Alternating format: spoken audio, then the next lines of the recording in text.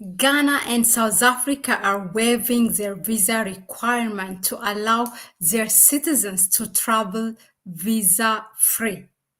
Hello, I am Mahlet Ayele, your host at Connect Africa. So, bringing you the latest from the continent. So, for tonight, we are going to look at that the government of South Africa and Ghana have waived the visa requirement in order to allow their citizens to travel free. Now, when does this start? What are the details, and then what are some of the benefits that it will bring? Then it's something that we are going to look at in this presentation that I'm going to bring you. Just stay with me. Okay, so let me just share with you from where the news is published by a media in Ghana. So it actually this is in Nigeria, but in any case, yeah. So it says the Ghanaian and South African governments have entered into an agreement on a visa waiver regime for holders of ordinary passports. Now, when does it start? It will start starting from 1st of November this year. Now, this is what travelers or citizens of both countries have to pay attention. Travelers may transit through, depart from, and stay in the territory of both countries for a cumulative period up to 90 days without recourse to work. Now, so this is what the citizens needs to pay attention. But after 90 days, one has to apply for a visa if your stay is longer than 90 days. These are the things that they need to pay attention. Now, what are some of the benefits? I will go a bit of the historical background, but before that, let's look at some of the benefits that it brings, that whether it's in line with the African Union or not. It's something that we are going to look at just briefly. Now, there is Agenda 2063, or the Africa we want, which is introduced by Madame Dlamini Zuma, who was the chairwoman of the African Union before Faki Mahamat Musa, before this chairperson.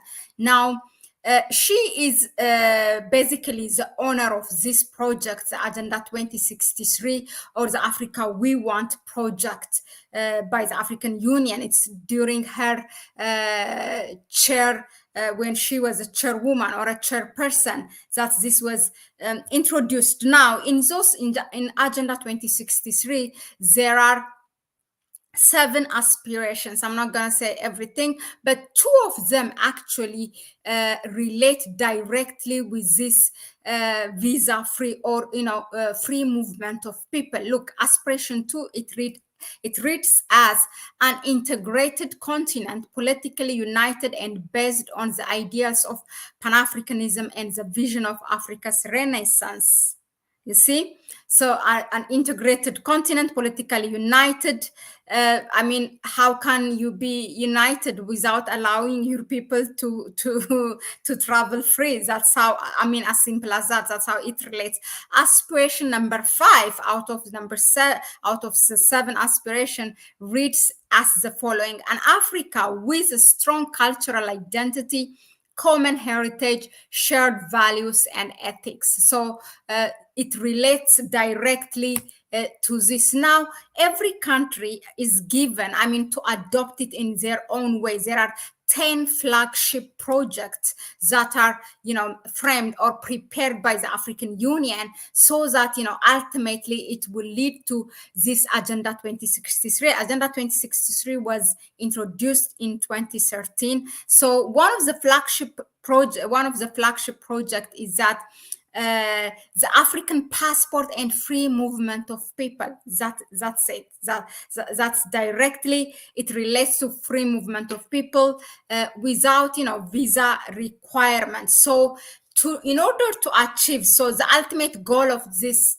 Agenda 2063 or the Africa we want. It's all about Pan-Africanism and the unity of the continent. So these are the small steps that will allow to reach to that goal. So this is why, it is important for countries to implement, if possible, all of them, 55 member states of the African Union, to ratify it and allow it. But if not, until then, we see small individual countries allowing it per regional blocks or neighboring countries. That's how, or you can see now South Africa and Ghana, there are two far countries, one in the west, the other one in the very south. So that is also possible.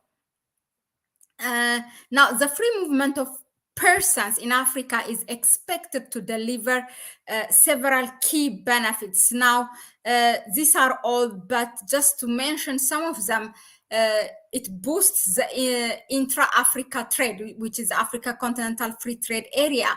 And then also it allows, it facilitates labor mobility, the intra-African knowledge and skills transfer. The third one is promoting Pan-African identity, social integration, and tourism. Tourism will be, today we have people, African people, that travel from East Africa to Europe, from East Africa to the Middle East or to North America, than really to the neighboring countries. Sometimes, it's because of all the visa requirement. It's hard sometimes. Also, the air transport, it's very expensive. Sometimes you find it very easy and cheaper to fly to Europe than to fly within Africa. So those are the barriers. And of course, the visa requirement, it's very bureaucratic. Improving, the other benefit is improving trans-border infrastructure and shared development. You can have, for example, having roads between two countries, financing it so that, at the same time, they are financing their economies, they are investing in their economies so that trucks can move between those neighboring countries. All this, if each and every driver and worker have to apply, or tourists have to apply for a visa, then it makes it very difficult and unrealistic. Another benefit is fostering a comprehensive approach to border management. Yeah, we all talk about, some of the things, the challenge that the African leaders put forward is that when it comes to free movement of people is a security. But, with free movement of people, you can secure your borders, manage your borders together. And that will be realistic. Sometimes we just, we are justifying it with the most unrealistic things. If we look at it in detail, it's really the benefit is much more than the challenge it has. The last one is promoting rule of law, human rights, and public health. Those are the things as far as benefits is concerned. Now, let me just share with you some facts around related to free movement of people. What are some of the countries that has, those who ratified this and allowing all African people to reach without visa in their countries. These are, let me just share with you. This is a study that was released, that's updated in the beginning of this month, actually. So if there's any mistake or anything, that this is as far as my reading is concerned. So let me know if you have a different thing in the comment section. Now, so far there are only 5 countries, which these are Seychelles, Mozambique, Rwanda, Comoros, and Madagascar, who offers visa-free access or visa on arrival to citizens. Now, the idea of having this visa-free continent, it was there for a quarter of a century, 25 years ago. But countries, obviously, African countries have failed to catch up on that one. Now, the African passport, when you are moving free, you have to have, of course, a document. And again, this Madame Dlamini Zuma, who was a chairperson at that time, she also introduced an African passport while she introduced Agenda 2063 in her time. So, but this African passport, again, unfortunately, it's only available in the hands of African diplomats only, and the workers of the African Union and its organs, not to the ordinary people. So yeah, I think I said the countries, right? Yeah, right. So Seychelles, Mozambique, Rwanda, Comoros, and Madagascar. It's either visa-free or visa on arrival. So those are the options. Now, if you ask why, as I said, most of the time, it's like old habits are hard to break.